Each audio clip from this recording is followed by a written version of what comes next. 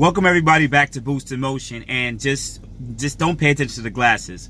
It's a bit sunny outside. But today this is going to be part 2 video of how to make a Q50 fast. This is going to be about the 3.0T premiums, silver sports, and red sports. Okay, this is not about the 3.7. This is not about the hybrid or that Mercedes motor crap. Okay, not the 2.0T. This is for the 3.0 VR30 motors. Okay, now let's jump right into it. If you're new to the channel, please hang there, watch this video. If you like it, send a like. If you dislike it, I understand. Comment, maybe I might miss something. Also, check out my other videos under my name and my channel. I make a lot of DIYs and I give a lot of information on the Q50 q60 platform. Okay, let's jump right into it. First thing, let's just talk about bolt-ons. Right now, when it comes to intakes, there's plenty of different intakes on the market. But right now, as of 8/16/2018, 8/16, the only intake that's going to gain power is the AMS intake. It uses an enclosed system where it's kind of like the OEM factory one. The only difference is on a non-tuned red sport and silver sport, you gain wheel horsepower or horsepower from mid-range and up. That's good. Low range under 3,000, you're not really gaining much horsepower. All the other intakes, I'm going to recommend not to get them because they're just there for sound. You are sucking in hot air from the engine bay. Even though it's turbos and cool air goes through the turbos and it still heats up, the thing is you still want the air to be cooler no matter what, even though it goes through a turbo that's been at 100,000 RPM. That's the first thing. Okay, guys. Second, downpipes. I'm talking about upper downpipes, lower downpipes, or full downpipes. I would recommend not to get them at all. Reason being, it is against the law. It's a federal law to not take off your catalytic converters, especially if you live in California. I know you guys are watching too. But if you are choosing, repeat, if you are choosing to do downpipes, all the tuners are recommending only do lower downpipes. These are sectional catalytic converters. You have the upper and lower. I would recommend, based on what I read, only do the lower downpipes. There's no companies that I could recommend because literally it's only 8 to 10 inches of pipe. They shouldn't be that bad at fitment, okay? They're ranging from $300 to $800, okay? My recommendation, just get the lower downpipes. You can either heat wrap it or ceramic coat it. I'm not going to get into that. But with those, I would recommend definitely doing lower downpipes if you want to gain power. Now for Catback exhaust. You have plenty of options, guys. You have from 2014 3.7 all the way up to 2018, 2019. As long as they have the same platform, they are interchangeable. The Catback exhaust, only from the Catback, not the downpipes, not the test pipes, none of that nonsense. Only the Catback to the mufflers are interchangeable. Okay, so that means for the 3.7, you can put that Catback on a 3.0T and a 3.0T on a 3.7. Turbos make this car very, very quiet, even when you straight pipe it. Okay, sounds like a lawnmower. We all freaking know that, all right? But you do need to have a flowy exhaust. So my recommendation, if you do want to do a Catback, just look up the sound clips on YouTube and pick your poison, pretty much. Now that we talked about the intakes and exhaust and downpipes, let's break into tuning. As of right now, I know there's UpRev, ECU Tech, and Oris Tuning or something like that. Orange. So at this moment, I would only recommend ECU Tech because they're giving out the most software updates right now at the current moment. And the reason it's just the best one to pick because it's getting the most updates. Most tuners are familiar with it, so look up your tuner shops closest to you and just get a tune done. They're gonna pretty much hook the car up on a dyno and check pretty much reflash ECU. Make sure that the parameters are high, running proper. They're going to turn the boost up. They're going to make sure the air fuel ratios are good. They're going to give you aggressive tune, mild tune, conservative tune. But from the numbers, with the bolt-ons from intakes to lower downpipes and full exhaust, as of right now, I'm seeing about 420 wheel horsepower up to about 450. This is wheel horsepower. To briefly use a percentage, wheel horsepower is what the car makes to the wheels, not to the motor, not to the crank, not brake wheel horsepower. This is to the wheels. Usually because it's an automatic transmission. If you're a automatic, if you all-wheel drive, that's usually 20% off. So if you're making 400 wheel 20% of that, you should be about 500 horsepower car. Correct me if I'm wrong, guys. My math might be off. But your car should be a 500 horsepower to the crank car. Somewhere right around there, close to it, because it's 400 wheel drivetrain laws. If you're rear-wheel drive, about 15%. Now, some of you guys might sit there and say, well, that's not really that much, because, I mean, the car makes 400, REDSPORTs make 400 to the crank. It's to the crank, not to the wheel. If you, just briefly, a stock REDSPORT rear-wheel drive makes about 370 to the wheel, which means the car is underrated. The car is making like 430, 440 to the crank. Just want you guys to know that. All right.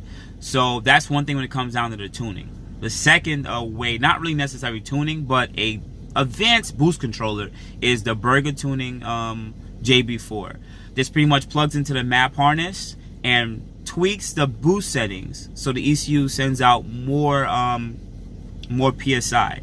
So for instance, if you're making 10 PSI at 3000 RPM, you can go up to 9 PSI on top of that. So you'll tell the computer, hey, I want 19 PSI I want 19 PSI rather than 10. Some of you guys are not really comfortable with that. It goes off the stock map, so it's usually still a rich fuel air mixture based on the fuel trims. So it's really no issues. A lot of people have been running on their car for months and even almost a year now, no issues. So that's another way to get a bump on wheel horsepower. If you have the 3.0T, I'm only speaking about the 3.0T right now briefly. 3.0T with the map 7, that's somewhere around 370 to the wheels on 93. 91 if you're less on 91. If you want to run an E30 mix, that's like a mixture of E85 and 93. I've been seeing up to about 405, 410 to the wheels. Now for REDSPORTs, same thing. If you're running like a map, I think 3, which is about 5 PSI over stock, with 93, I'm seeing about 405 to 410 to the wheels. That's just with a JB4. No other exhaust modifications, nothing else. Same thing for the 3.0T. Mixture, some 85 mixture, 830 mix, a little bit higher. I'm not going to get into the semantics of, oh, which one's better. I'm just saying these are the mods out here that you can just quickly add power. You guys might also ask me, can you run the JB4 on top of a tune? Yes. I'm not going to get into it, but I'm just going to make a video later about it. But you can run a JB4 on top of the tune. I wouldn't recommend it, but you definitely can. And finally, that's pretty much all the both tones right now when it comes to exhaust and intake and just the tuning part. But to briefly throw these other options out here. One, great set of tires. The stock run flats suck. So look into a stickier all-season tire or a stickier summer tire. Some of the recommendations: Continental, Michelin, Firehawks. I have BARUM tires on my car. Look into that too. Ultra high performance all-season tire. Another thing, look into lightweight wheels. The stock REDSPORT wheels or 19-inch wheels are about 32 pounds each. Look into wheels that are about low 20s. Too, on top of that, you want to lower your unsprung weight and or your rotational mass. What is rotational mass? Rotational mass is pretty much how heavy the rotating assembly of the car is. So from drive axles to wheels to drive shaft, just to drive shaft. AMS and CZP also make lightweight drive shafts right now. The reason why you want to get lightweight wheels and lightweight drive shaft is, reason being, you lower the rotational mass and also you lower the unsprung weight, which means you gain back wheel horsepower. Remember, it takes energy to turn these heavy mechanical, pretty much mechanical devices, whatever the case might be. So, for instance, if any of you guys ever drove a car with no power steering, you see how hard it is to change the steering wheel because you have to put so much energy to turn. But then when you drive a car with power steering, it's so light. So that's just the way. Think about that. Think about if you're the engine and you're trying to turn a car with heavy power steering. It's not going to work.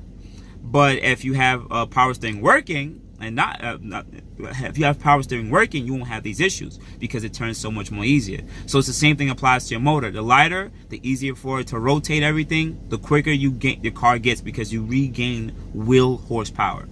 So these are some of the quick mods that you can add on top of the car to make it quick. All in all, Most of the common mods most people do is just lower downpipes, catback exhaust, intakes. I would recommend staying with the OEM, but you know what? The AMS is promising. AMS intake, and then on top of that, you add either a JB4, depending if you're a REDSPORT, or Silver Sport. You choose a different map that works best for you, or you get a full ECU tech. I'm not going to get into the semantics of which one is better.